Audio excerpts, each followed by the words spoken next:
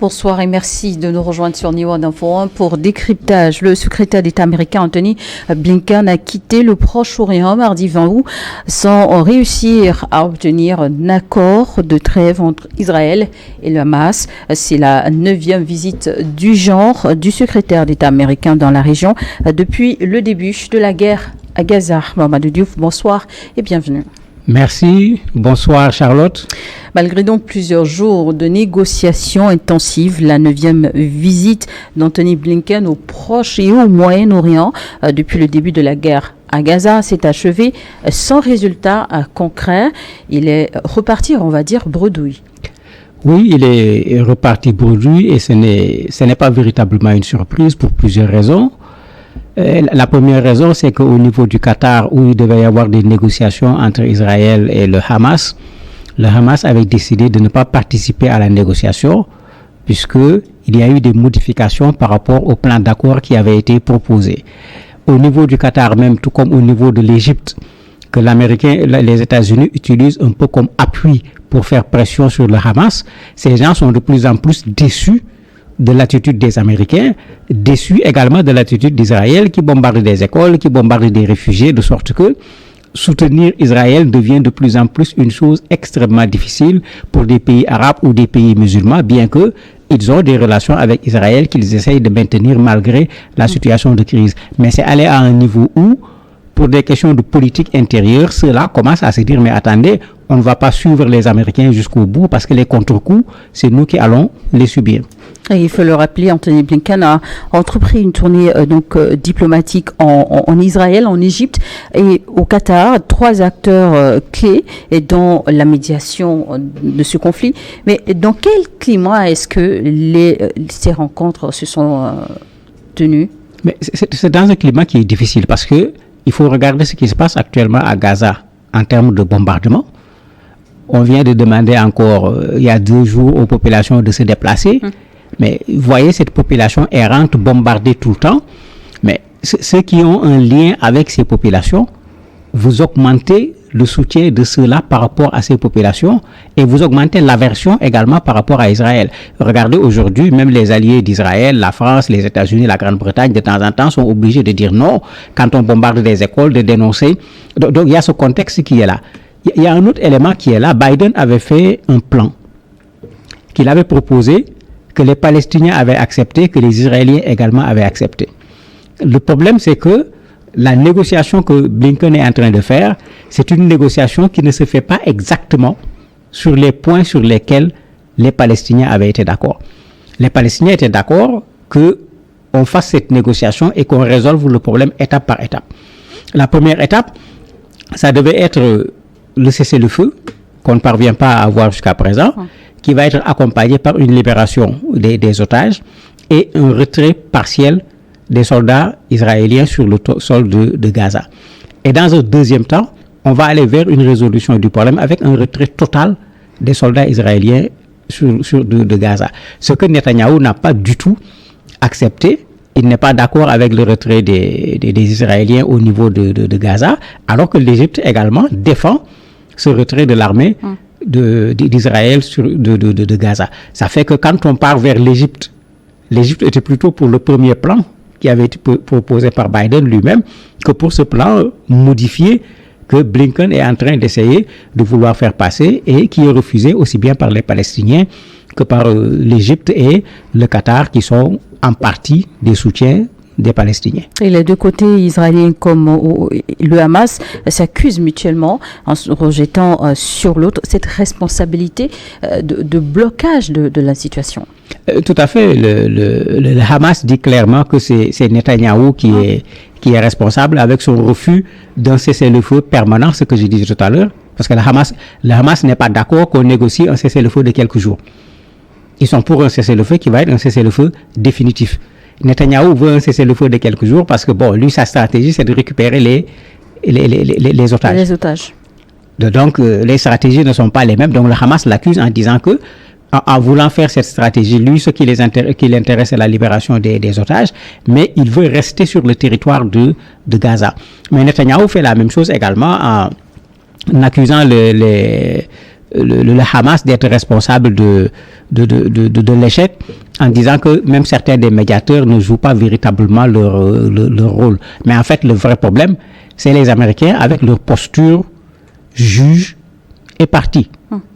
C'est ça qui rend ce truc-là difficile. C'est eux qu'on voit se démêler le plus. Mais pendant qu'ils sont en train de vouloir négocier cet accord, ils ont accordé à Israël une vente de 20 milliards d'armes, 20 milliards de dollars. Les mêmes armes qui sont utilisées pour bombarder les Palestiniens. Ben, vous voyez qu'en ce moment, ce médiateur-là, c'est véritablement un médiateur à problème. Et au niveau du Hamas, c'est quelque chose qui est très bien compris. Et quand ils négocient, ils savent très bien que celui avec qui ils négocient est un soutien d'Israël. N'oublions pas que Netanyahou est allé il n'y a pas longtemps aux États-Unis et il a rencontré aussi bien le président de la République que les candidats à l'élection présidentielle. Le Hamas refuse donc de valider le plan américain qui donc semble être favorable pour Israël. Et parlant justement de Joe Biden aux États-Unis, le Congrès démocrate est ouvert et Kamala Harris vient officiellement donc d'être confirmée candidate du parti. Oui, c'était à la limite, si on peut l'appeler ainsi, une formalité, puisqu'il y a un vote électronique qui avait eu lieu où elle a vraiment remporté la palme, puisque c'est comme ça qu'il faut l'appeler. Maintenant, il fallait l'investir. Bon, le Congrès était plus un prétexte pour investir celle qui avait été déjà choisie comme étant candidate, rendre de façon officielle également sa candidature. Et tout le monde a vu comment ça s'est passé. Ils sont allés remplir une salle comme les Américains savent le faire. C'était la campagne à l'américaine.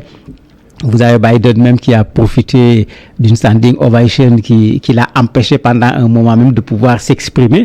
Parce qu'effectivement, il y a eu un soulagement dans ce parti avec le retrait de Biden. Mais on a voulu lui rendre hommage pour avoir accepté quand même de le laisser tomber. Parce que s'il avait persisté, ça aurait été beaucoup plus compliqué pour ce parti. On lui a rendu cet hommage-là et il l'a véritablement senti. Quand on le regardait, on sentait qu'il était particulièrement ému.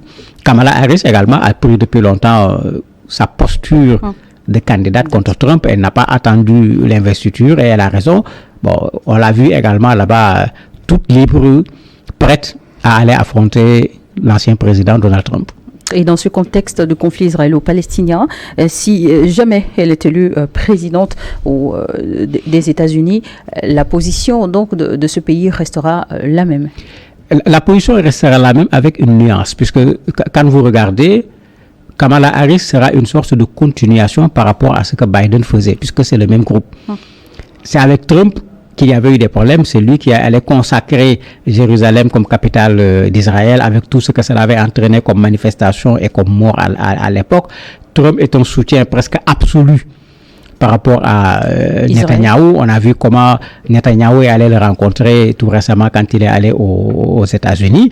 Mais la présence de Kamala Harris à la présidence américaine ne changera pas dans le fond le soutien des États-Unis à Israël. Peut-être qu'il y aura des modalités qui vont changer, mais le soutien des Américains à Israël, c'est un soutien qui est acquis, c'est un soutien qui est connu. Face à la divergence persistante, quelle option reste-t-il alors à la médiation pour obtenir un cessez-le-feu? En fait, moi je trouve qu'on fait de la diversion dans cette affaire-là. Je trouve qu'on fait de la diversion. Quand vous regardez le Blinken parler, vous sentez son soutien à Israël. Il insiste plus sur une centaine d'otages à libérer et il passe presque sous silence 40 000 morts. Comme si les 116 otages valent mieux que les 40 000 personnes qui ont été tuées. Ça pose déjà problème quand on fait de la médiation, parce que la médiation, généralement, c'est la médiane. Tu es plutôt au milieu, tu n'es pas d'un côté. On sent clairement à travers son discours qu'il est d'un côté, ça pose un problème. Le deuxième problème, si on veut résoudre ce problème de façon définitive, mais tout le monde connaît la solution. Mais c'est un État palestinien en bonne et due forme, indépendant, avec une armée, ce qu'Israël ne veut pas entendre, avec un État en bonne et due forme, comme tous les autres États, avec tous les instruments dont un État a besoin. La fameuse solution à 2 États. Tout à fait. Et ça, les Américains peuvent parfaitement jouer le rôle en faisant pression sur Israël. Mais ça ne se fait pas du tout. On va vers les pays arabes pour leur demander de faire pression du côté de la Palestine. Mais où est la pression sur Israël? On ne voit pas du tout cette pression. S'il y avait un tant soit peu de pression, on ne serait pas à 40 000 morts. avec des bombardements où c'est des enfants, des femmes, des populations civiles qu'on a plus tuées. Parce qu'on dit que Hamas, on veut le détruire, mais Hamas continue à tirer sur Israël, Hamas continue à se battre contre Israël au niveau de Gaza, mais ça veut dire qu'ils n'ont pas détruit Hamas pendant 10 mois. Ils vont le détruire pendant combien de mois? Et combien de civils palestiniens doivent mourir pour qu'Israël détruise le Hamas? Mais ça pose un sérieux problème. Les discussions ont plus mis également en lumière la question du couloir de Philadelphie, une zone stratégique à la frontière entre le Gaza et l'Égypte, où Israël souhaite maintenir un contrôle pour empêcher le Hamas de se réarmer, entre autres. Et ce point de contention reste également un obstacle majeur à tout accord. Oui, c'est un obstacle majeur, même dans la position égyptienne, puisque c'est à la frontière de l'Égypte. L'Égypte veut que l'armée israélienne quitte sa frontière. Le point d'achoppement, c'est que c'est à cette frontière que se trouve ce qu'on appelle le point de passage de Rafah, qui est pratiquement la seule entrée à partir de laquelle les Palestiniens rentrent dans leur pays et quittent leur pays pour passer par l'Égypte pour aller ailleurs. Mais si vous fermez cet espace, il n'y a plus rien. En ce moment, c'est comme si l'Égypte accepte un embargo qui devient total, parce qu'il y a déjà un embargo sur Gaza, ce qui est illégal d'un point de vue de la législation internationale, mais on laisse passer.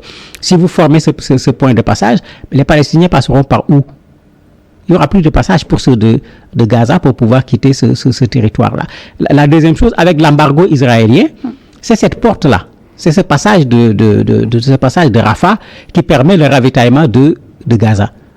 Mais c'est pourquoi l'Égypte refuse, parce que en acceptant la présence des militaires israéliens de ce côté, c'est comme si l'Égypte, qui participe déjà à ce blocus d'une certaine mesure, en fermant ce passage de Rafah, accepte ici presque une fermeture de façon totale de ce point de passage. Mais les Palestiniens également l'ont très bien compris, parce qu'ils passent par Rafah et passent par les tunnels également qui aboutissent au niveau de l'Égypte pour faire passer des médicaments, du carburant, des armes, etc. Mais si on bloque ce truc-là, le passage des tunnels ne sera plus possible, alors que Gaza vit avec les tunnels, parce que même sur le passage de Rafah, l'Égypte ne laisse pas passer tout ce dont les Palestiniens ont besoin quand la porte est ouverte. Et lors de sa visite à Jérusalem, Anthony Blinken a laissé entendre que le gouvernement israélien était prêt à accepter la proposition américaine de trêve, bien que le Premier ministre israélien, Benjamin Netanyahou, n'ait pas confirmé cet engagement. Est-ce que la médiation doit finalement changer de stratégie de négociation? Mais pour moi, il faut arrêter de vouloir résoudre le problème de Gaza et résoudre le problème de la Palestine. C'est pourquoi je disais tout à l'heure, c'est de la diversion. Il y a eu combien de crises? Il y a eu combien de tournées de Blinken, puisque on parle de 9, ça c'est 9 au total dans la région. Entre le mois d'octobre et aujourd'hui. Mais avant lui, il y a eu combien également de responsables américains qui sont venus? Mais il faut résoudre ce problème une bonne fois pour toutes. 3 générations de conflits, mais ça suffit. Ça suffit. Il faut que les gens acceptent de regarder la réalité en face, et elle est toute simple. Il faut un État palestinien. Et quel que soit Alpha, on aboutira à un État palestinien. Tant qu'on n'aboutira pas à un État palestinien, les Palestiniens n'arrêteront pas leur lutte pour obtenir un État. Mais en ce moment, qu'on s'asseye autour d'une table, qu'on fasse une véritable médiation, pas une médiation à l'américaine où les Américains sont intéressés dans cette affaire-là, qu'on trouve d'autres acteurs, mais la Turquie est là. Même l'Iran qu'on rejette, il faut mettre l'Iran dans la médiation, parce que résoudre ce problème, l'Iran y participe. Il faut arrêter de faire semblant. L'Arabie Saoudite est concernée également, bien que l'Arabie Saoudite est dans une position entre le marteau et l'enclume. En clair, vous suggérez l'élargissement donc du champ de la médiation, en plus des États-Unis, d'ajouter d'autres pays? Mais tout à fait, parce que tant que la médiation sera américaine, mais ce sera une médiation pro-israélienne. Il faut rééquilibrer cette médiation. Mais en ce moment, on va poser les vrais problèmes sur la table et on trouvera également les vraies solutions. Merci, Mamadou Diouf, d'avoir accepté de répondre à nos questions. Merci à vous également de nous avoir suivis dans le décryptage.